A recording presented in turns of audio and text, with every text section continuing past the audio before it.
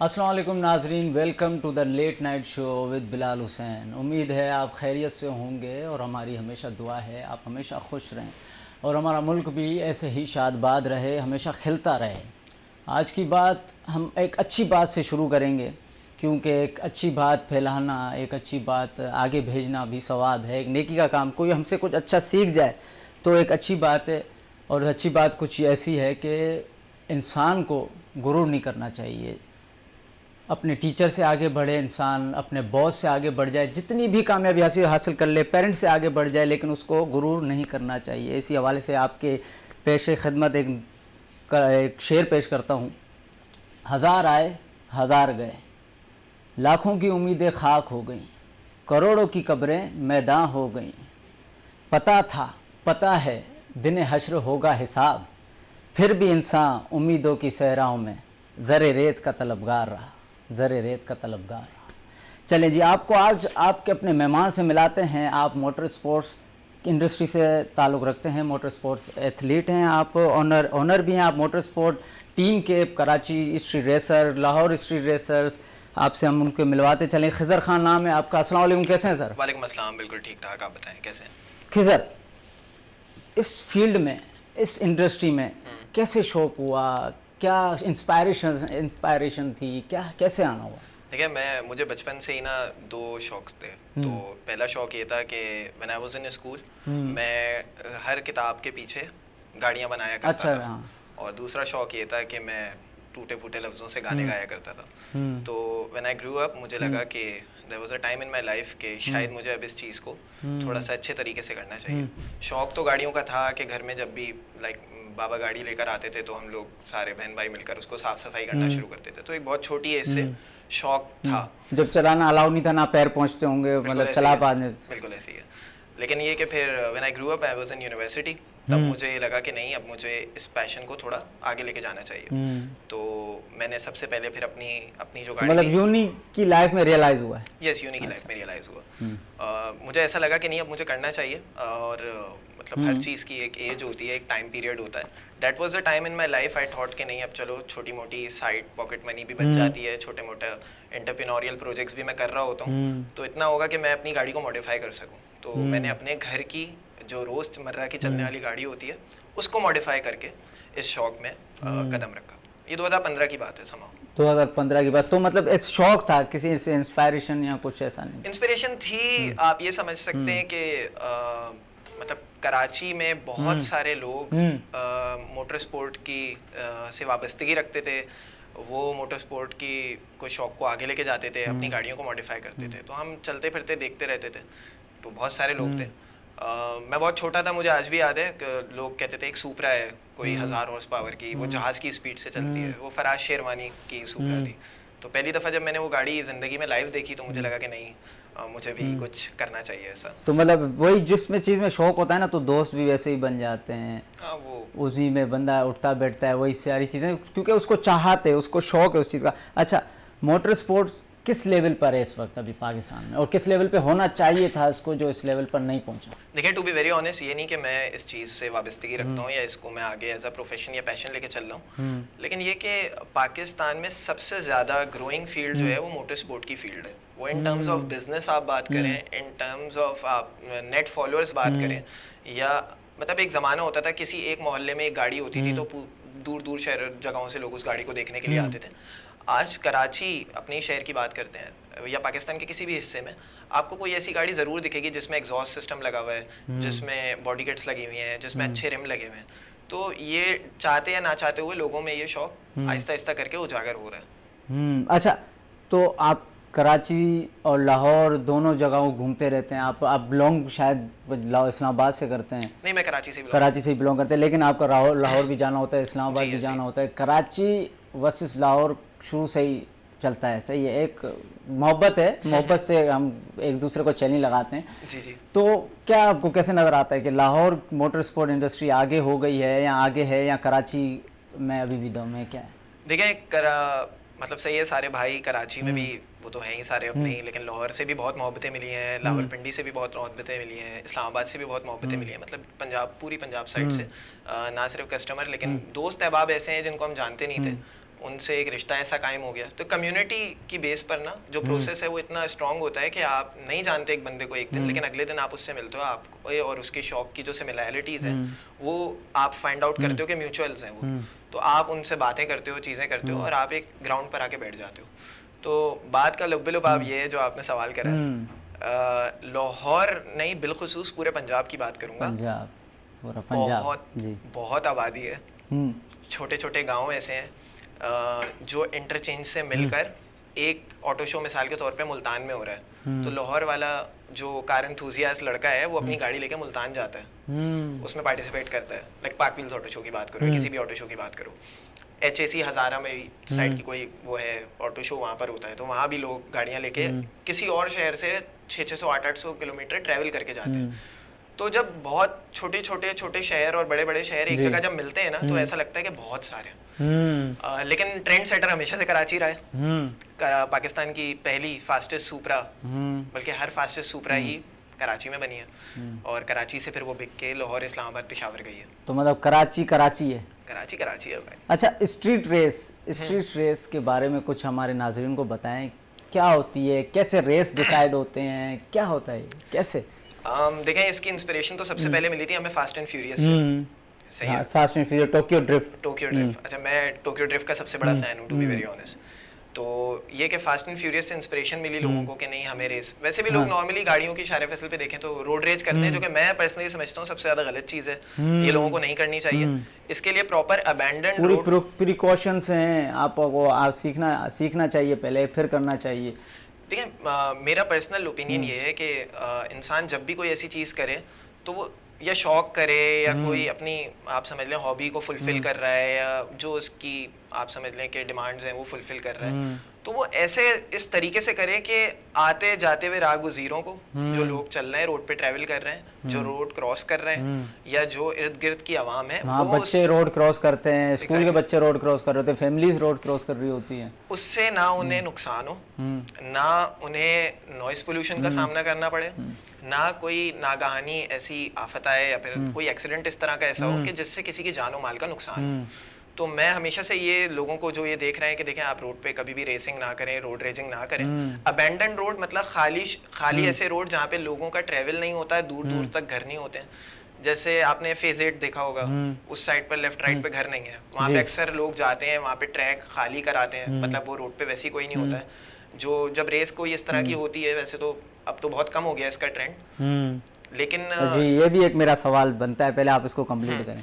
तो वैसे तो ये ट्रेंड अब बहुत कम हो गया है कि रेसिंग का, लेकिन कभी भी रेस होती है तो उसको बहुत हिडन रखा जाता है, और मतलब ऐसा होता है कि बहुत सारे लोगों को ये पब्लिकली नहीं बताया जाता कि कल रेस है, आप लोग आ जाए, ताकि ऐसा ना हो, क्योंकि कुछ इंसिडेंट्स ऐसे हो चुके हैं जिसकी वजह से हम लोग खुद अवॉइड करते हैं कि ज़्यादा रश और आवाम वहाँ पर ना आए। मखसूस ग्रुप के जो होंगे लोग वो ही आएंगे, वही रेस देखेंगे। उसकी वजह ये देखें, हम लोग जितने भी गाड़ियों वाले लोग हैं, हम एहतियात करते हैं, हमारे सेंसर्स खुले हुए होते हैं, हम लोग चीज़ें इस तरह से मैनेज करते हैं कि चले 2 ग्रुप्स की रेस है, और हम लोग मिसाल के तौर पे मेरे कुछ दोस्त हैं, 15, 20, 25 दोस्त हैं गाड़ियों वाले, जो गाड़ियाँ लेके साथ में हैं, तो हम उन लोगों को हेल्प आउट करते हैं कि देखें ये क्रॉस रोड्स है, यहाँ पे आपको ट्रैफिक रोकना है, फिनिश लाइन से पीछे से कोई और ना आ रहे हो, उसको आपको रोकना है। तो इस तरह से हम मैनेज कर रहे होते हैं। जैसे ये भी हो सकता है, जैसे एक ज़माने में 2004 या 9 की बात है, हमारा कराची फेस्टिवल हुआ था, उसमें मेन नाज़माबाद वाली रोड बंद कर दी गई थी रेस कराने के लिए। तो इस तरह के सीन भी हो सकते हैं, करा जाए तो। एक ऑर्गेनाइज करे, एक गवर्नमेंट भी साथ दे। अच्छा, इसी पे ही मैं आऊँगा कि गवर्नमेंट क्या आपको ट्रैक नहीं दे रही, या आपने कोई अपील ही नहीं की, या आपकी सुनी नहीं जाती, ऐसा क्या है? देखें, गवर्नमेंट से हम लोगों ने मतलब जितने भी मुझसे बहुत सारे और सीनियर लोग हैं, उन्होंने अपीलें भी की हैं, उन्होंने टीवी शोज़ पे, लाइव पॉडकास्ट पे, अपने सोशल मीडिया के चैनल्स पे आकर वीडियोस बनाई हैं, हज़ारों व्यूज़ हैं उसमें, और हमने रिक्वेस्ट करी है कि आप हमें इस तरह का ट्रैक दें। पूरी दुनिया में जो होता है वही वैसा ही निज़ाम हमें भी दें। एग्जैक्टली ऐसे ही है, लेकिन अनफॉर्चुनेटली सीन ऐसा है कि पाकिस्तान में जितने फेमस ट्रैक्स हैं, जैसे कराची में एक ड्रिफ्टिंग और कार्टिंग ट्रैक है, वो भी प्राइवेट है, एक लाहौर में है, वो भी प्राइवेट है। तो आप ये सोचें ना कि दोनों जो ट्रैक्स हैं वो प्राइवेटली ओन्ड हैं, और लोग उससे पैसे कमा रहे हैं। तो जिस तरह आम आवाम उससे पैसे कमा रही है, तो उस तरह गवर्नमेंट भी कमा सकती है। टैक्सेस लगा सकते हैं उस पर। अभी आपने रेस का तो बताया मुझे, ये इस ट्रैक पे हम लोग एहतियात करते हैं कि अबेंडन रोड्स पे करते हैं। अबेंडन रोड्स पे तो ये रेस डिसाइड कैसे होती है, क्या होता है, ये कुछ बताएं इस बारे में। देखिए मतलब ये थोड़ा सा आपने जैसे एक सामने वाला ग्रुप है, मैं हूँ, तो आप कैसे डिसाइड करेंगे, क्या होती है, कैसे होती है डिसाइड रेस? देखिए मिसाल के तौर पे आपके पास एक स्पोर्ट्स कार है जिसमें कोई 3,500 सीसी का इंजन डला हुआ है, मेरे पास एक गाड़ी है जिसमें 3,000 या 3,500 सीसी का इंजन है, और हम लोग इस बहस और मुबाइसे में पड़ जाते हैं कि नहीं हमारी गाड़ी बहुत तेज है, हमारी गाड़ी बहुत तेज है। हम डायनो पे रिजल्ट निकालते हैं, किसी के 450 हॉर्स पावर निकले, किसी के 400 निकले, लेकिन एवरीवन क्लेम्स के नहीं यार मैं ज्यादा तेज हूँ, या इंसानी फितरत है कि वो इंसान मैं आगे रहूं, मैं बहुत बेहतर हूँ आपसे, मतलब आप सब लोग बेस्ट हो, मैं आपसे थोड़ा सा बेहतर हूँ। तो लेकिन अब होता ये है कि इसी में बस थोड़ी सी हो जाती है कि नहीं चलो एक फ्रेंडली रेस करते हैं। लोगों के इस पे बहुत ज़्यादा गलत फहमियाँ है जो कि मैं आपके टीवी चैनल के उससे थोड़ा सा करेक्ट करना चाहता हूँ। लोग समझते हैं कि सट्टेबाजी होती है। इस पे ये भी पूछने वाला था मैं, तो इस पे क्या होता है ये? असल में एक आप समझ लें एक स्पोर्ट्स कार नॉर्मल अच्छी स्पोर्ट्स कार ना 50-60 लाख रुपए के आसपास होती है, सही ना, एक बहुत बड़ा अमाउंट है। और उसकी जब आप बिल्ड करते हैं, इंजन बिल्ड करते हैं, तो सामान महंगा है क्योंकि पाकिस्तान में अवेलेबल नहीं है, we have to import it from abroad, Dubai से, यूएस से, कनाडा से, कहीं ना कहीं से, हमें रशिया से मंगवाना पड़ता है सामान। तो इतना महंगा बिल्ड, इतना महंगे सामान के बाद हम लोगों को पता है कि जितने हमारे भाई हैं वो वैसे ही महंगाई की जद में बहुत आ चुके हैं, तो ऐसा ना करो, इतना करो कि फ्रेंडली रेस हो। फ्रेंडली रेस वैसे भी हराम हलाल का चक्कर है, we have to keep everything हलाल as we are living in Pakistan, so Islamic Republic of Pakistan है, मुस्लिम है, तो we do have to take care of it as well. हकीकत है, सही बात है। और आपने अभी जो प्राइस बताई, तो स्पोर्ट्स कार और जो नॉर्मल गाड़ियां हैं दोनों की प्राइस सेम है, और यहाँ पर अभी ये मार्केट जो बढ़ गई है, ये कैसे बढ़ी, क्यों बढ़ी, कि इम्पोर्ट एक्सपोर्ट बंद हो गई है, स्पोर्ट्स गाड़ी की इम्पोर्ट एक्सपोर्ट बंद हुई है, या फिर देखिए नॉर्मल गाड़ी की? पाकिस्तान का जो रूल है ना, जो रूल ऑफ लॉ है, वो ये है कि आप 3 साल से पुरानी गाड़ी आप इम्पोर्ट ही नहीं कर सकते। 3 साल से पुरानी गाड़ी, तो आप एक रीसेंट 2019 या 20 की कोई सुपर कार इंपोर्ट करने जाएं तो वो करोड़ों रुपए की कॉस्ट करती है, तो टैक्स के साथ।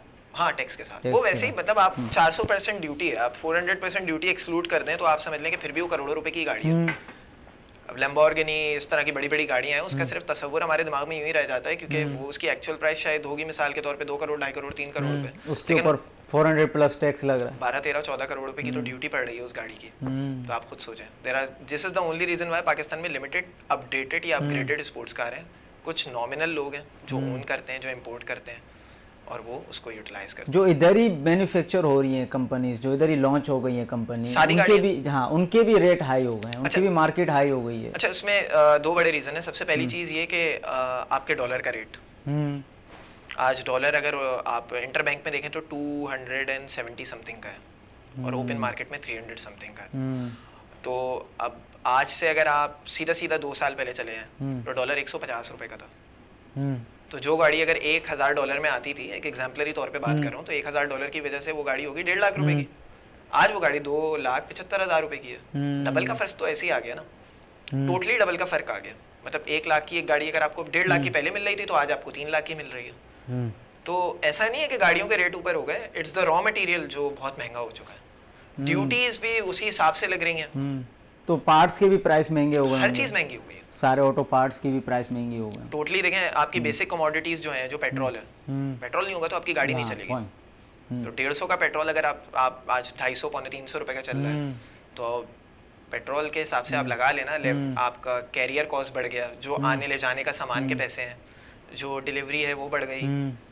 हर इंसान का खर्चा पेट्रोल से लिंक हुआ है ना, पेट्रोल से ही कोई एक चीज ट्रांसपोर्ट होके आ रही है, प्राइस इंडेक्स, प्राइस इंडेक्स। अच्छा, जीप्स की रैली होती है, डेजर्ट रैलीज होती हैं, तो उसके स्पॉन्सर्स हम लोग देख रहे होते हैं, क्या आपको भी स्पॉन्सर करते हैं कोई, आप ऐसा ऑटो शो के लिए या कोई किसी रैली के लिए आपको भी कोई स्पॉन्सर मिले हैं, या फिर आप किसी उम्मीद में स्पॉन्सर मुझे गवर्नमेंट कर दे, या फिर?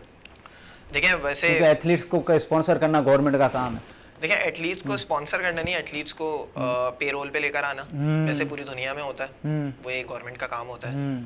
और जैसे आप ये समझ लें, अगर आप ये बोल रहे हैं कि स्पॉन्सर करना, तो पाकिस्तान क्रिकेट टीम जो है उसको स्पॉन्सर थोड़ी कर रही है, they are giving the salaries. एक पूरा उन्होंने SOP रखा हुआ है, कुछ स्टैंडर्ड्स रखे हुए हैं कि कुछ लोग मिसाल के तौर पे प्लेइंग 11 में नहीं है, they are in the playing 20 playing 16, लेकिन उनको सैलरी हर महीने मिलती है और जो मैच खेल रहे हैं उनको मैच फी भी मिलती है। मैच फी भी मिलती है। उसके साथ साथ ये कि बहुत सारी और चीज़ें हैं जो गवर्नमेंट को करनी चाहिए। अब आप स्पॉन्सर की बात करें, जो प्राइवेट स्पॉन्सर्स हैं, ऑटो शोज होते हैं, हर शहर में होते हैं। जब ऑटो शोज होते हैं तो ऑटो शोज को स्पॉन्सर किया जाता है। जो गाड़ी के मतलब जो गाड़ी वाले लोग होते हैं, they are not getting paid for it. उनको सिर्फ एक जगह दी जाती है, आप आ जाएं, आप यहाँ पे हमारे साथ आप अपनी गाड़ियाँ खड़ी करें, आप अपनी गाड़ियाँ शोकेस करें, and whosoever is managing the show, वो बस एक ये काम करते हैं कि वो स्पॉन्सर्स की बेस पे उसको मैनेज कर लेते हैं, उसके खर्चे निकाल लेते हैं अपने शो के। तो मतलब प्राइवेट कंपनी स्पॉन्सर करती है, तो आप कुछ पैगाम देना चाहेंगे गवर्नमेंट को या किसी चीज़ को इस हवाले से? गवर्नमेंट को बस यही रिक्वेस्ट है कि ये एक उभरता हुआ शौक है, और इसको पूरे पाकिस्तान में लाखों नहीं, if I am not wrong, करोड़ों लोग इसमें शौक में इन्वॉल्व हो चुके हैं। एक बहुत तो एक इकोनॉमी में भी एक हिस्सा देगा, ये इकोनॉमी को क्या फ़ायदा देगा? देखिए, आप बिल्कुल सिंपल कर लें इस चीज़ों को ना।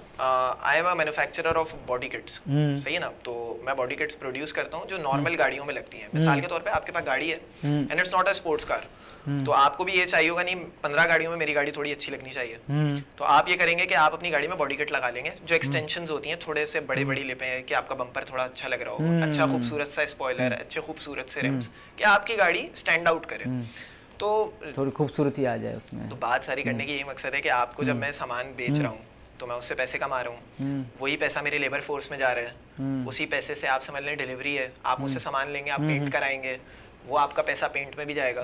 It's the circulation of the money that matters.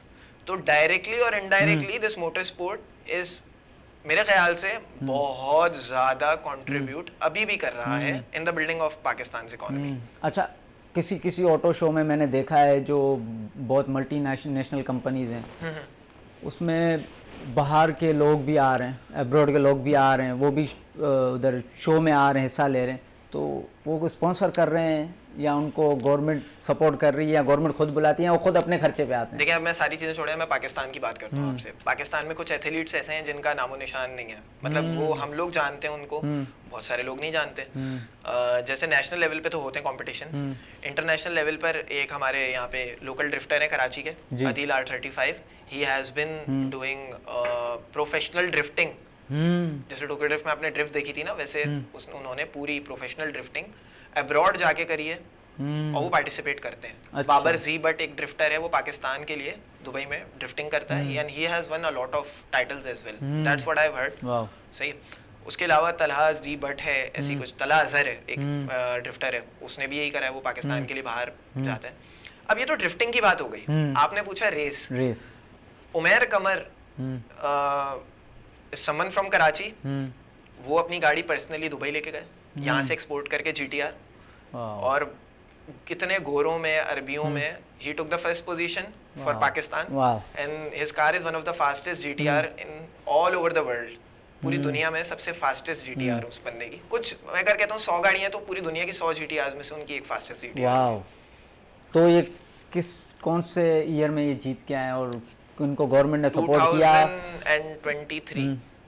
अभी इसी 23 की बात है, तो किसी निजी चैनल ने इनको सपोर्ट किया, किसी गवर्नमेंट ने सपोर्ट किया, और करना चाहिए था। सबसे ज़्यादा अफसोस की बात ये है कि दैट गाय वो पाकिस्तान से बाहर गए, अपनी ज़ाती खर्चे पे गाड़ी लेके एक्सपोर्ट करके, सारे वहाँ पे ट्यूनर्स और पूरी टीम खुद हायर करी। तो देखें, जिसको करनी होती है ना, वो कर लेता है। 8 साल पहले अगर मैं ये बात सोचता कि नहीं यार, मुझे तो घर से सपोर्ट नहीं है, मुझे तो गवर्नमेंट सपोर्ट नहीं कर रही, मेरा तो फ्यूचर लैग कर रहा है, तो शायद मेरे ख्याल से मैं आज यहाँ पे बैठ के आपसे बात नहीं कर रहा होता। शायद पाकिस्तान भर में अलग अलग लोग हैं जो मुझसे बात करते हैं, मोहब्बतें देते हैं, तो इंसान वैसे भी मोहब्बत का भूखा होता है, तो उस मोहब्बत की वजह से हम थोड़ा सा ऊपर। नहीं, अच्छी बात है, अल्लाह आपको सलामत रखे। तो शौक आपने बताया कि यूनी की लाइफ में जब मैं था तब मुझे लगा कि मैं करूं, तो घर वालों ने कितना सपोर्ट किया और कौन खिलाफ था घर वालों में से? देखें, अब असल में जिस तरह का स्टीरियोटाइप बना हुआ है ना आज के दौर में, अगर हम देखें तो वो यही होता है कि ये अमीरों का शौक है, और इसमें बिगड़े हुए लोग पार्टिसिपेट करते हैं। फजूल खर्ची है, और हर कोई नहीं कर सकता, बच्चा बिगड़ जाएगा, अल्लाह ना करे एक्सीडेंट हो गया। ये बात भी है, सही है। तो ये माँ बाप को पहले ही खटकती है बात, ये खटक चुकी थी। तो मैं तो हूँ भी इकलौता। माशाल्लाह। तो फिर आप समझ लें कि कैसा हुआ होगा। तो बड़ा मुश्किल लगा, बड़ा मुश्किल मतलब मेरे लिए एक प्रोसेस था उनको राज़ी करना। 2 साल तक तो बहुत मुश्किल था, लेकिन देन दे सॉ कि नहीं सही है, ठीक है, एवरीथिंग इज़ ऑन पॉइंट, अच्छा कर रहा है, करता रहा। लेकिन ये था कि उनको राज़ी करने के लिए मुझे खुद से आप ये समझ लें कि I have to do the call centre jobs. मुझे चीज़ें, जो गाड़ियों का सामान है वो बेचने पड़ते थे अपनी गाड़ी रेडी करने के लिए। तो ये जो प्रोसेस है ना, ये आपको बहुत कुछ सिखाता है। वो चीज़ें करते करते खुद ही गाड़ी बनाना सीख गए, चीज़ें करना सीख गए। अच्छा, तो मतलब ऐसी वैसी बायोग्राफी आप बता रहे हैं अपनी, तो ऐसा कोई वाकया, ऐसा कोई इसी दौरान ही जो आप अपनी गाड़ी सेट कर रहे थे, या इसी दौरान ही जो आप स्ट्रगल कर रहे थे उस गाड़ी के लिए अपनी, तो ऐसा कोई वाकया जो आप ना भूले हो, ना भूल सकते हैं? वैसे तो ऐसी कोई बात या चीज़, वाकया? देखिए वैसे तो ये कि इस पूरे प्रोसेस की एक एक चीज़ ऐसी है जैसे कल की बात हो ना। और मतलब मेरी कोई बहुत ज़्यादा बड़ी एज नहीं है, आई एम 28, बहुत छोटी एज से मैं इसमें लग गया था। लेकिन ये कि बहुत कुछ सीखने को मिला, और ये जो फील्ड है इसमें बहुत मोहब्बतें मिली, लोगों से बहुत सपोर्ट मिली, अच्छा बुरा सब देखने को मिला। और we came to know about this thing कि आप अगर कोई चीज़ करना चाहो तो आप करो, और आपको कभी हार नहीं माननी। हार नहीं माननी चाहिए। वैसे कभी नहीं माननी चाहिए। नाजरीन आप भी सुन लें कि हार नहीं माननी चाहिए। आप ब्रेक की जाने बढ़ते हैं। प्रोड्यूसर साहब का कहना है ब्रेक लेते हैं। आप बहुत अच्छी बातें कर रहे थे खज़र खान के साथ, मोटर स्पोर्ट इंडस्ट्री के हवाले से, उनकी पर्सनल लाइफ के हवाले से बहुत अच्छी बातें कर रहे थे। हम लोग ब्रेक के बाद बात करते हैं, ब्रेक के बाद हाजिर होते हैं। ब्रेक के बाद खुशामदीद। हम खज़र खान के साथ बात कर रहे थे, बहुत अच्छी बातें कर रहे थे उनके पर्सनल लाइफ के हवाले से, उनके इंडस्ट्री, जो मोटर स्पोर्ट इंडस्ट्री से जो वो ताल्लुक़ रखते हैं, आप उनके हवाले से। चलें एक और पर्सनल सवाल पूछते हैं उनसे। खज़र, आपकी रूटीन कैसी है? जो कि इस वजह से मैं पूछ रहा हूँ क्योंकि आजकल जो रूटीन है ना, ख़ास करके कराची के लोगों की, अब तो जो आगे के इंटीरियर के शहर हैं, इंटीरियर की जगह है, वहाँ की भी रूटीन ख़राब हो गई है कि रात भर जागना फिर दिन भर सोना, ये रूटीन बन गई है, एक ट्रेंड बन गया है। ये रात भर मोबाइल यूज़ करना है या पीसी की वॉटेवर कुछ भी, यहाँ कोई जॉब कर रहा है, नाइट जॉब कर रहा है, तो दिन में सोना। तो ये सेहत पे क्या असर पड़ रहा है? जनरेशन कहाँ जा रही है? स्कूल के बच्चे भी यही कर रहे हैं। देखिए वैसे तो ये कि मेरी routine to be very honest बहुत ख़राब है। और मैं इस बारे में बस इतना बोलूँगा कि देखिए वैसे एक अर्ली एज में ना रूटीन ख़राब नहीं होनी चाहिए। When I was in school तो मुझे पता था कि मैं अगर 12 बजे से पहले अगर मैं जागता हुआ दिख गया ना 12 बजे, तो सर भाई आपकी खैर नहीं है। आजकल तो माँ बाप भी खुद सो जाते हैं तो फिर बच्चे जाग रहे होते हैं, वो सुबह में सो रहे होते हैं, क्योंकि रात भर ऑनलाइन कुछ भी करें, वो तो उनकी अपनी पर्सनल लाइफ है। लेकिन ये कमज़ोर नहीं हो रही फ्यूचर की जनरेशन? देखें मैं पर्सनली स्पोर्ट्स एक्टिविटीज़ भी ख़त्म हो गई हैं, फिजिकल एक्टिविटीज़ देखें पर्सनली सारी ख़त्म हो गई हैं। क्रिकेटिंग ग्राउंड्स नहीं है जहाँ पे बच्चे क्रिकेट खेल सकें। रोड पे क्रिकेट खेलते हैं तो अब माशाल्लाह से गाड़ियाँ इतनी सारी हो गई हैं कि वो शीशे टूटने का डर, खिड़कियाँ टूटने का डर, और अलग मसले, घरों में बॉल जाती है, बॉल नहीं देते, बॉल भी नहीं मिलती, फिर बॉल दूसरी मंगानी पड़ती है। हाँ, और रोड भी खुदे हुए होते हैं जिस पे खेल रहे होते हैं बच्चे। यही एक मसला है ना। लेकिन ये कि देखिए दो अलग अलग फैक्टर्स हैं। एक आपका प्री 18 यूथ ले लें, मतलब 18 से पहले का यूथ नहीं, मैं तो बचपना बोलूँगा उसको। तो आप बच्चों की लाइफ ले लें और एक यूथ की लाइफ ले लें। अच्छा, मैं अपने ऊपर रख के बात करूँगा ताकि कोई ये ना बोले कि यार ये तो खुद इसका रूटीन ख़राब है, हमें बोल रहा है। पर्सनली बात सारी इतनी है कि मुझे रात भर जागकर डिजिटल मार्केटिंग करनी पड़ती है उन प्रोडक्ट्स की जो मैं बनाता हूँ। अच्छा, उसमें मेरा एक इस तरह का फिनोमिना है या साइंस है जो मैं बताऊंगा, और हो सकता है बहुत सारे देखने वाले इससे फ़ायदा भी उठा सकें। वो ये है कि देखिए मैं रात भर ग्रुप्स में आइटम्स की जो इतने मैं प्रोड्यूस कर रहा हूँ या बेच रहा हूँ, या स्पोर्ट्स कार्स का सामान है या आफ्टर मार्केट सामान है, मॉडिफिकेशन आइटम्स हैं, उनकी मार्केटिंग करके ग्रुप में रात भर मैं सो जाता हूँ। रात में करने का मेरा बेसिक रीज़न ये है कि सुबह तक वो पोस्ट फ्लोट होकर वो तमाम लोग जो ऑफिस जा रहे हैं या जो वो सामान को अफोर्ड कर सकते हैं, वो जब भी अपने ऑफिस टाइम से ब्रेक में होंगे, स्कूल से वापसी में होंगे, वो बच्चे कॉलेज यूनिवर्सिटी से वापसी में होंगे, वो जब फेसबुक खोलेंगे, इंस्टा खोलेंगे, चीज़ें खोलेंगे, तो वो स्टोरी, वो पोस्ट उनकी फेसबुक की फीड पे थोड़ा सा ऊपर कर आ रही होगी। तो ये तो एक मार्केटिंग टैक्टिक है ना। और मुझे पता है कि 4 बजे से पहले या 3 बजे से पहले मेरे पास कोई कॉल नहीं आनी, कोई मेरे पास इंक्वायरी नहीं आनी, बहुत मिनिमल चांसेस होते हैं ऐसे कि 12 बजे 10 बजे मेरे पास कॉल आए कि मुझसे पूछ रहा हो भाई कि यार ये वाला बम्पर है आपके पास, ये वाला सामान है, ये रिम आपने फॉर सेल लगाए हुए हैं या नहीं है। लेकिन हर केस में ऐसा नहीं है। आप अगर मैं आपसे ये कहूँ कि पूरे पाकिस्तान का ही ये मजमुआ या हाल हुआ है तो पूरे पाकिस्तान का यही हुआ है ना। मैं सही था। इस्लामाबाद को हटा लें बस, इस्लामाबाद को हटा, 9 बजे से इस्लामाबाद अभी भी ठीक है, वो 9 बजे से हो जाते हैं। तो आपकी कोई फेवरेट हीरोइन या favourite hero? Shahrukh Khan. Shahrukh SR के नहीं, वाकई में काबिल तारीफ हैं, अभी उनकी नई मूवी भी आ रही है। अच्छा, कोई हीरोइन? नॉट कोई क्रश में अगर बोले बचपन से तो एंजेलिना जोली है, something out of the box. Britney Spear बोल सकते हैं, और लेट इट बी, बस काफ़ी है। अच्छा, कोई हादसा कराची में, वैसे ही हमारे कराची आजकल मशहूर है क्योंकि अभी तो स्नैचिंग की बात कर रहा हूँ, स्नैचिंग इतनी मशहूर हो गई, वैसे भी हमारे जो फोर्स इदारे हैं वो मेहनत कर रहे हैं, काफ़ी रिपोर्ट्स आ रही होती हैं, काफ़ी वीडियोस देख रहे होते हैं हम लोग के मौके वारदात पे पहुंच जाते हैं, आगे और भी अल्लाह इनको ताकत दे। तो आपके साथ ऐसा कोई वाक़या पेश आया कराची में? हुए 2 दफ़ा हुए। कैसे हुए, कुछ बताएं। मैं ऑटो शो था दिसंबर में, उसकी तैयारी कर रहे थे, एक पूरा महीना हमने उस पर वक्फ कर दिया। ये होश नहीं कि कब खाना खाना है, कब उठना है, बस ये था उठे हो, नाश्ता करो नहीं करो, मैकेनिक की दुकान पे पहुंचो, आप गाड़ी को मॉडिफाई जो करा रहे हो या फिर आपने कुछ चीज़ें पेंट होने को दी हुई है या कोई चीज़ रिम फिट करा रहे हो, कुछ ना कुछ इसी प्रोसेस में लगे थे। अच्छा, मैं अपनी टीम मेंबर्स की भी गाड़ियाँ मैं खुद ही रेडी कर रहा था, उन्होंने मुझसे कहा था कि आप ये चीज़ अरेंज कर दें, तो जाहिर सी बात है मुझे खुद पर्सनली फिट तो नहीं करना वो सब, लेकिन मुझे सर्वेलेंस पे तो मुझे ही खड़ा होना है ना देखने के लिए, क्योंकि हर इंसान मोटर स्पोर्ट में क्या, हर दुनिया में भी ये चाहता है कि उसकी चीज़ थोड़ी सी अच्छी लगे।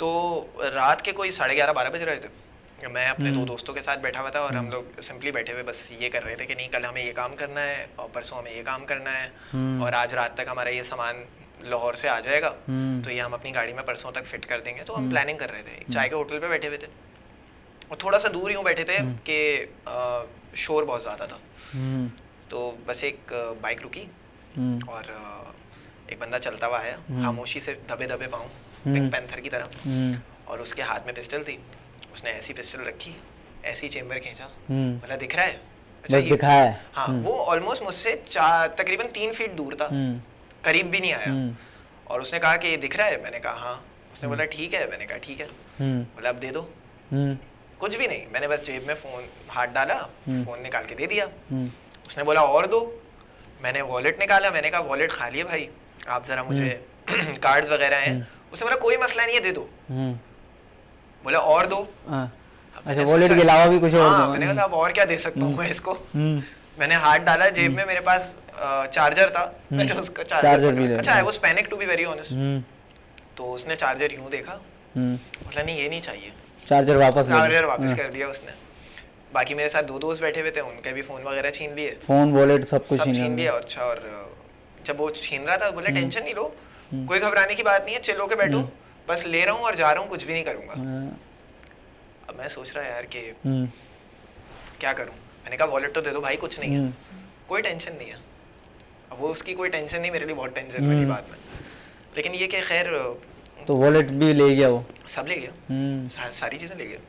और बस ये कि हमारे जितने लोग हैं देखें हालात ख़राब होते हैं, मेरे साथ भी ऐसे कुछ टाइम गुजरा है, अल्लाह बड़े बोल से तौबा, लेकिन जब ये नहीं पता होता था कि अगले हफ्ते बिजनेस होगा भी या नहीं होगा, अप्स एंड डाउन्स तो चलते हैं, इकोनॉमिक क्राइसिस जो आपके सामने थे पिछले पूरे साल, आप देख सकते हैं 2020 से लेकर जो चली है। हाँ, मतलब हर चीज़ की प्राइस एक रुक नहीं रही ना, एक दिन वो 21 रुपए की चीज़ है, एक दिन 18 की है, वही चीज़ एक जगह 25 की मिल रही है, तो प्राइस इंडेक्स ही नॉर्मल नहीं था बीच में। तो अब हमने तो ये नहीं करा ना कि पिस्टल लेके निकल गए बाहर, लोगों को लूट लिया। देखिए मायूसी ना वैसी कुफर है। तो आपको क्या लगता है ये कौन लोग हैं? क्या ये गुर्बत का शिकार हैं? क्या ये नशे का शिकार हैं? 1% लोग हैं, 1% अवाम, personally speaking only 1% of this people are दोस्त जिनके ऊपर बुरे हालात हैं, मजबूरी में कर रहे हैं, वरना 99% का शोबा है। देयर आर स्पेसिफिकली गैंग्स जो बाकायदा तौर पे उनकी टीमें होती हैं, वो टीमें उतारते हैं, वो लूटते हैं, वो फोन लेते हैं, वो फोन खोल के बेचते हैं या फ्लैश करके बेचते हैं, व्हाटसोएवर इट इज। तो पूरी माफिया है। Yes it is. पूरी माफिया है पूरी ये। माफिया। और ये यहीं के लोग हैं या कहीं बाहर से आए या अंदरूनी एट द किसी एंड ऑफ जगह द डे से है आए? तो पाकिस्तानी ना, हाँ है तो पाकिस्तानी, है तो है पाकिस्तानी। तो पाकिस्तानी ना। हम्म। लेकिन ये इनमें मेजॉरिटी वो लोग होते हैं जो नशों के शिकार होते हैं। हम्म। और मैं रिक्वेस्ट करता हूँ हर दूसरे इंसान से जो ये वीडियो देख रहा है कि आपकी जान आपके मालो दौलत से ज़्यादा इम्पोर्टेंट है। आपकी चीज़ें चली जाएं, आप लोग कभी मुज़ाहिमत ना करें। एक 70 रुपए की गोली अल्लाह ना करे किसी की जान से बढ़ के कभी भी नहीं होती है, लेकिन इन केसेस में वो जान से बढ़ के हो जाती है। आप अपने फ़ोन के चक्कर में रो रहे होते हैं, चीज़ों के चक्कर में हो रहे होते हैं। मेरा एक फ़ोन गया आज अल्हम्दुलिल्लाह, मेरे पास उससे बेहतर 2 फ़ोन हैं। अच्छा, दूसरा भी आपके साथ ऐसा ही ये वाक़या तो हुआ? लेटेस्ट हुआ था। इससे पहले वाला कैसे इससे पहले मेरे पास 3 दफ़ा वाकया हुए हैं, उसमें 2 दफ़ा मेरा फ़ोन अच्छा, था ही नहीं। एक बार फ़ोन ही नहीं था? दोनों दफ़ा फ़ोन ही नहीं था, लेके ही नहीं निकले। अच्छा, एक बार था जो अभी हुआ है रिसेंट? 3 वाकये हुए इससे पहले। एक में फ़ोन छिना, 2 में फ़ोन था ही नहीं मेरे पास। तो कुछ बोला नहीं उन लोगों ने? कुछ भी नहीं, वॉलेट देखा था, मैंने कहा कुछ भी नहीं है। रात के 3 बजे अब सामान लेने आप निकले हो तो उतने ही लेके निकलोगे ना, पैसे जितनी ज़रूरत है। हाँ, आजकल तो ये वैसे भी वो बन गया है कि भाई अगर रात को लेट नाइट अगर कुछ हम सामान खरीदने जा रहे हैं या कुछ रात को भूख लगी या जा रहे हैं, पहले तो सोचता है इंसान कि ऑर्डर कर लेता हूँ किसी से ऑनलाइन, फिर सोचता है बंदा बाहर जाऊँ तो मोबाइल रख के जाता है। ये ट्रेंड सा बन गया है कराची में। नहीं, मैं बस इतना समझता हूँ थोड़े से पैसे 1000-1500 रुपए रख के जाने चाहिए। मोबाइल रख दो भाई। हाँ, जब मेरे साथ हुआ था ऐसा इंसिडेंट तो मुझसे पूछा कि मोबाइल कहाँ है, तो मैंने कहा अभी पीछे ही फ़ोन छिना है मेरा। उसने बोला पैसे, मैंने कहा ये 500 रुपये लेके निकला हूँ, कोल्ड ड्रिंक लेने के लिए आया था रात में। तो उसने बोला ले गया 500 रुपये भी। वो भी 500 भी ले गया? वाह। दुकानदार मेरी शक्ल देख रहा है। अच्छा, दुकान के पास ही लूटा है आपको? अच्छा, आपको सिंगिंग का भी शौक है? रहा है। तो अभी ख़त्म हो गया? क्यों ख़त्म हुआ? शौक कभी ख़त्म नहीं होता? शौक ख़त्म नहीं होता। शौक ख़त्म नहीं है तो कैसे क्या आपने कि रहा है मुझे? और कब से रहा है? मैं तो स्कूल टाइम से ही अपने स्कूल के बैंड में था, lead singer. I was in Saint Paul's. मैं वहाँ पे कॉम्पिटिशन वगैरह हुए हमारे में, वो जीते भी हैं, उसमें सारी चीज़ें की हैं। और उसके बाद फिर बैंड्स बने दोस्तों के साथ, फिर सोलो सिंगिंग करी। आई परफॉर्म विद फलक शब्बीर, आसिम अजहर, इन सब के कॉन्सर्ट्स करे। फिर एक टाइम आया मेरी लाइफ में, मैंने कहा कि नहीं, अब ये नहीं। तो इससे क्या, ऐसा क्या आया, ऐसी क्या बात थी कि यहाँ से इससे हट गए आप? देखिए, बस शौक पूरा हो गया? मोनोपोली है, मोनोपोली है बहुत बड़ी ना, बहुत बड़ी मोनोपोली है। सेकेंडली ये कि आपको इनिशियल इन्वेस्टमेंट चाहिए होती है कुछ भी करने के लिए, गाड़ियाँ का काम करने को भी चाहिए होती है। मैंने 8 साल इस चीज़ को दिए, शायद मैं उसको देता, लेकिन मैं ये बात बोल सकता हूँ कि अल्लाह रब्बुल इज़्ज़त ने इस चीज़ में मुझे ज़्यादा मशहूर भी करा, ज़्यादा इज्जत जो दी अल्लाह पाक ने इसी काम में, मोहब्बतें भी दी, और रिस्क के हलाल कमाने की तौफीक अता फरमाई। और आप खुश हैं इसी में? मैं अल्हम्दुलिल्लाह बहुत खुश हूँ। बहुत खुश हैं। अच्छा, स्कूल आपने बताया, स्कूल लाइफ में बैंड था आपका, सोलो भी गाया है आपने, तो स्कूल लाइफ में जैसे आपने बताया पहले की जो थी, कोई से वो कर रहा है, ड्रामा कर रहा है, सही है, कोई सिंगिंग कर रहा है, कोई नातें पढ़ रहा है, तो ये चीज़ अब ख़त्म हो गई है। नहीं, कोई स्कूल के जो स्कूल थे होते थे लाइन में, स्कूल्स होते थे, उनके टूर्नामेंट होते थे, ऐसे ही है। अब वो टूर्नामेंट्स ख़त्म हो गए हैं। टूर्नामेंट्स कहाँ हो गए? ग्राउंड ही खत्म हो गए। नहीं, टूर्नामेंट्स खत्म नहीं हुए, टूर्नामेंट्स कम हो गए। मैं आज भी अपने, आप समझ लें 10 साल 11 साल हो गए मुझे स्कूल खत्म हुए ना, आज भी मैंने अपने स्कूल का पेज ज्वाइन किया हुआ है, आज भी मैंने उन टीचर्स को फॉलो किया हुआ है, ऐड किया हुआ है जो स्पोर्ट्स टीचर हुआ करते थे। And I am glad to see कि अब जो चीज़ें हो रही हैं ना, वो हमारे दौर में नहीं थी। मॉडल यूनाइटेड नेशंस टाइप की चीज़ें हमारे स्कूल में नहीं कराई जाती थी, वो अब कराती हैं। हमारे स्कूल ने पता नहीं कितने फुटबॉल टूर्नामेंट जीते, वरना सेंट पॉल सिर्फ क्रिकेट टूर्नामेंट जीती थी, ऑल कराची। तो चीज़ें चेंज हो रही हैं। असल में उन चीज़ों की तरफ लोग टिल्ट नहीं कर रहे, कम हो गई हैं, हो सकता है, या शायद हो सकता है आपको सोशल मीडिया टेलीविजन पे ना दिखती हो। बहुत सारी क्रिकेट अकेडमीज हैं, बहुत सारे ग्राउंड हैं, वहाँ पर कॉम्पिटिशन्स आज भी होते हैं, वहाँ पे टूर्नामेंट्स भी होते हैं, सारी चीज़ें होती हैं। तो फिजिकल एक्टिविटीज़ हैं, लेकिन वो थोड़ी सी कम हो गई हैं। लोग डिजिटल एक्टिविटीज़ की तरफ ज़्यादा आ गए। डिजिटल से याद आया, दुनिया जा रही है एआई की तरफ। दुनिया, एआई तो बहुत तरक्की कर गया अभी। एआई, पाकिस्तान, हमारा मुल्क एआई में, या फिर वैसे ही डिजिटल मार्केटिंग हो गई या ऑनलाइन मार्केटिंग, इस किस लेवल पर है, और हम स्कूलों में क्या पढ़ रहे हैं, स्कूल्स में क्या पढ़ रहे हैं, और दुनिया क्या पढ़ा रही है? देखिए, मैंने ये बहुत ज़्यादा एक टफ क्वेश्चन है और रियलिटी बेस्ड क्वेश्चन है। मतलब इस पे बात करने में ना थोड़ा सा कभी अफसोस होता है, कभी प्राउड भी फील होता है। प्राउड यूँ फील होता है क्योंकि पाकिस्तान में जितने फ्रीलांसर्स काम कर रहे हैं ना आज, वो आपको ना बाकी और जगहों पर ना इतनी इजीली नहीं मिलते। अपवर्क, फाइवर, इन टाइप की जितनी एप्स हैं वहाँ पे लोग फ्रीलांसिंग करते हैं, गोरों को हम सामान बेचते हैं। मतलब अपना जो भी आपका स्किल है, वेब डेवलपमेंट हो गई, पिक्चर एडिटिंग हो लोगो गई, डिजाइन, पूरी आप समझ लें। मैंने क्योंकि मैं खुद वीडियो एडिटिंग वगैरह चीज़ें देख रहा होता हूँ, मेरे सारे दोस्त वीडियोग्राफी वगैरह के उसमें है, तो मैं देख रहा होता हूँ बाहर के गोरे यूट्यूबर्स जो हैं जिनके पास मिलियंस ऑफ फॉलोअर्स हैं, उनकी वीडियोस पाकिस्तान में एडिट होती हैं। एजेंसीज हायर करी हुई हैं, वो 30 दिन के 30 व्लॉग एडिट करने के देते हैं। और ये होता है। अब बात ये, हम लोग प्रॉपरली क्यों नहीं कर पा रहे हैं, क्योंकि इस चीज़ को डिजिटली, आपने जो बात करी है ना, डिजिटली मैनेज करने के लिए इंस्टीट्यूशंस होनी चाहिए गवर्नमेंट की, जो उस चीज़ को मैनेज करें। वो देखें कि हमारे पास 50,000 फोटो एडिटिंग्स का कॉन्ट्रैक्ट है और हमारे पास 25,000 बच्चा बैठा हुआ है रोज की एडिटिंग करने के लिए। ये 25,000 का गैप कैसे कम होगा? जो बाहर से पैसे आ रहे हैं वो आपकी रेमिटेंसेस है। वो रेमिटेंसेस जब गवर्नमेंट के अकाउंट में आएगी तो पाकिस्तान की इकोनॉमी को ही फायदा होगा ना। अब वो किसी प्राइवेट चैनल से आ रही है, कोई बिटकॉइन के थ्रू मंगवा रहा है, कोई हवाले के थ्रू मंगवा रहा है, जो कि गलत है। आप चाहते ना चाहते हुए अपनी मुल्क को ही नुकसान कर रहे हो। फॉर एन इंस्टेंस आप समझ लें कि पाकिस्तान एक महीने में $1 बिलियन का बिजनेस करता है फ्रीलांसिंग करके। और आज पाकिस्तान, मैं एग्जांपल दे रहा हूँ ना, एक वैसे साल में करता होगा इतना ही है, करता तो आप एग्जाम्पलरी तौर पे $1 बिलियन का पाकिस्तान के फ्रीलांसर्स बिजनेस करते हैं। कोई भी सारे बिजनेस डाल लो $1 बिलियन। और आज गवर्नमेंट एक फैसला ले लेती है, ये मेरा पर्सनल ओपिनियन है, ठीक है, गवर्नमेंट आज एक फैसला ले लेती है कि जो भी बाहर वालों का काम कर रहा है और डॉलर पाकिस्तान में लेकर आ रहा है, हम उन पे टैक्स फ्री कर देंगे। और हर $1 पे अगर 275 रुपए का डॉलर है तो हम उसको 300 रुपए देंगे।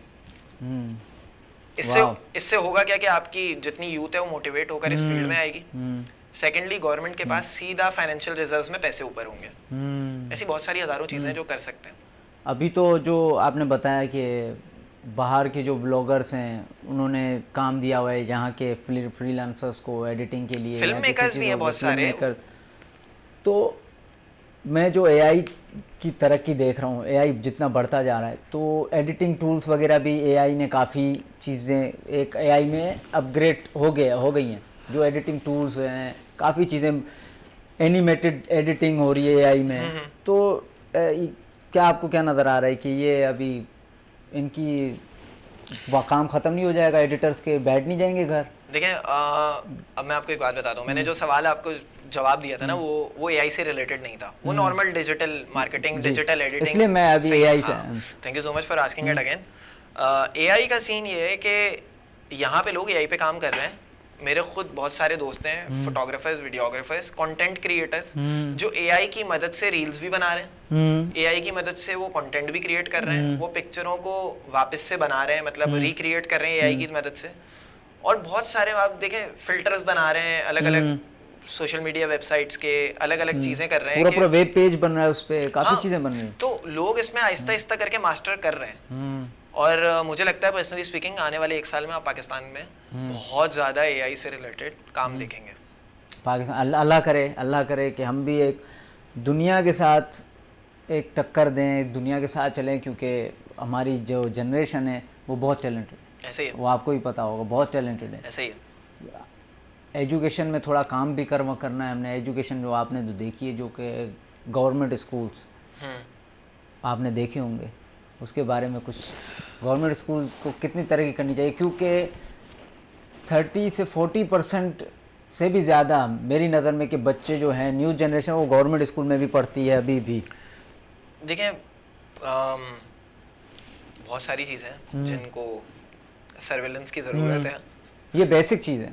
बहुत सारी चीज़ें हैं जिनको प्यार मोहब्बत देने की ज़रूरत है, जिनको आपको कहते हैं जैसे छोटे बच्चे की नशोनुमा करते हैं, वैसे बहुत सारे इदारे हैं, गवर्नमेंट के स्कूल्स हो गए, जैसे हेल्थ केयर डिपार्टमेंट्स हो गए, ट्रैफिक के कवानीन हो गए, इनको बहुत ज़्यादा ना एक छोटे बच्चे की तरह नशोनुमा करने की ज़रूरत है। और ये हम लोग नहीं कर सकते। आप नहीं कर सकते, गवर्नमेंट इंस्टीट्यूशन को ही करना है, उसको टेक ओवर करना है, टेक केयर करनी है इन चीज़ों की। जब ये चीज़ें हो जाएंगी, देखिए आहिस्ता आहिस्ता करके बेहतर हो रहे हैं। मैंने कुछ गवर्नमेंट स्कूल ऐसे देखे जो बहुत अच्छे होते हैं, लेकिन कुछ गवर्नमेंट स्कूल ऐसे भी देखे हैं मैंने न्यूज़ चैनल्स पे या चीज़ों पे कि जहाँ पे भैंसेबंदी भी होती है। तो हार्श रियलिटी है, लेकिन ये कि वो मेरी वालदा यही बात कहती हैं हमेशा से कि पढ़ने वाले बुरे होते हैं, जगह बुरी नहीं होती है। तो बस वही वाला हिसाब है। नहीं, अच्छी, बहुत अच्छी बात की है, बहुत अच्छी बात की। तो मतलब काम नहीं हो रहा आपकी नज़र में? काम नहीं हो रहा? नहीं, ऐसा नहीं है कि काम नहीं हो रहा, चीज़ें हो रही हैं। मैं बहुत सारे ऐसे लोगों को जानता हूँ जो गवर्नमेंट स्कूल के पढ़े हुए हैं, उन्होंने, और आज वो बड़े बड़े एक्टर्स हैं, बड़े बड़े बिजनेस टाइकून्स हैं। नहीं, वो पहले तो गवर्नमेंट स्कूल्स ही होते थे, पहले इतना प्राइवेट स्कूल नहीं होता था, स्कूल सिस्टम OA लेवल्स नहीं होते थे। अब तो OA लेवल्स आ गए हैं, काफ़ी बड़े बड़े स्कूल हैं, काफ़ी बड़ी बड़ी यूनिवर्सिटीज़ हैं यहाँ पे माशाल्लाह। देखिए स्कूल और कॉलेज का ना, वैसे भी कॉलेज का पाकिस्तान में, ख़ास तौर पे कराची में, अनफॉर्चुनेटली मैं बोलूँगा कि एक अजीब सा ट्रेंड है। जब मैं कॉलेज में आया था A लेवल्स में, तो मैं इंटरमीडिएट वालों को देखकर ही बोलता था इनका गवर्नमेंट स्कूल में हुआ एडमिशन, और ये गवर्नमेंट मतलब आप समझ लें गवर्नमेंट वाले जो इंटरमीडिएट कॉलेज में इनका एडमिशन हुआ, ये जाते ही नहीं है, ये कोचिंग जाते हैं। जी जी जी, सही बात कर रहे हैं आप, ये मेरी आंखों देखी बात है। तो ये अब आप, मैं आज से 10 साल पुरानी बात कर रहा हूँ। तो 10 साल से जो एक ट्रेंड बना हुआ है, आपको क्या लगता है वो ट्रेंड बेहतर हुआ होगा या कम हुआ होगा? मेरे हिसाब से तो बहुत मजबूत हो गया होगा, बहुत मजबूत हो गया। तो वही बात आ गई ना, पढ़ने वाले बुरे होते हैं। तो जब कॉलेज में बच्चा जा ही नहीं रहा, तो पढ़ाएंगे क्या टीचर? हाँ, तो फिर वो कोचिंग सेंटर पर ही पढ़ेगा ना। यही है। और सबसे बड़ा मसला ये है कि देखें, पढ़ाई लोगों को करनी चाहिए complete. I have completed BBA in finance 2020 में, और मेरे घर वालों की तरफ से सख्ती थी, करना है बेटा, करना है, टाइम पे करना है। एक आध साल ऊपर, हाँ, एक आध साल ऊपर नीचे हो जाए मसला नहीं है, वो भी बड़ी मुश्किल से मनवाया, लेकिन बोला कि टाइम पे करना है। लेकिन आज मैं जो चीज़ देख रहा हूँ, वो मेजॉरिटी लड़के लड़कियाँ वो पढ़ना ही नहीं चाहते। हकीकत है, मेरे बहुत सारे दोस्त हैं, बहुत सारे दोस्त हैं, मैं दिन में कोई 500-600 लोगों से बात करता हूँ। चलें, अल्लाह अल्लाह उनको हिदायत दे, अल्लाह उनको। पर्सनली असल में ना, हम भी कहेंगे भाई पढ़ लें, कुछ डिग्री हासिल कर लें, क्योंकि वैसे ही काफ़ी लोग बाहर जा रहे हैं, दिन ब दिन बाहर जा रहे हैं। अच्छा, वक्त की बहुत किल्लत है, प्रोड्यूसर साहब कह रहे हैं कि वक्त की बहुत किल्लत है, कुछ आखिरी पब्लिक सर्विस मैसेज देना चाहें ऑडियंस को हमारी? पब्लिक सर्विस मैसेज यही दूंगा कि आप लोग कभी भी जो भी आप लोग पसंद करते हैं, जो आपका शौक़ है, उसको आप कंटिन्यू करें। कोई भी चीज़ अगर ये याद रखें, अगर आसान होती ना जो आप करना चाहते हैं, तो वो दुनिया में सब कर चुके होते हैं। जी। तो अपने अंदर जो भी आपका आर्ट है, जो आपका शौक़ है, आप उसको पैशन बनाएं, प्रोफेशन बनाएं, उसको आगे लेके चलें और लोगों के रहनुमा बने, ताकि अल्लाह ताला आपका रहनुमा। और ना उम्मीद ना हो, हार ना माने, अल्लाह पे उम्मीद रखें। इसी के साथ मुझे भी इजाज़त दीजिए, खिज़र खान को इजाज़त दीजिए। आपका ताल्लुक़ मोटर स्पोर्ट एथलीट से, मोटर स्पोर्ट एथलीट हैं आप, मोटर स्पोर्ट इंडस्ट्री से आपका ताल्लुक़ था। मुझे इजाज़त दीजिए, अगले हफ्ते मिलेंगे बहुत खूबसूरत बातों के साथ, खूबसूरत मेहमान के साथ। मुझे और खिज़र खान को इजाज़त दीजिए। अल्लाह हाफ़िज़।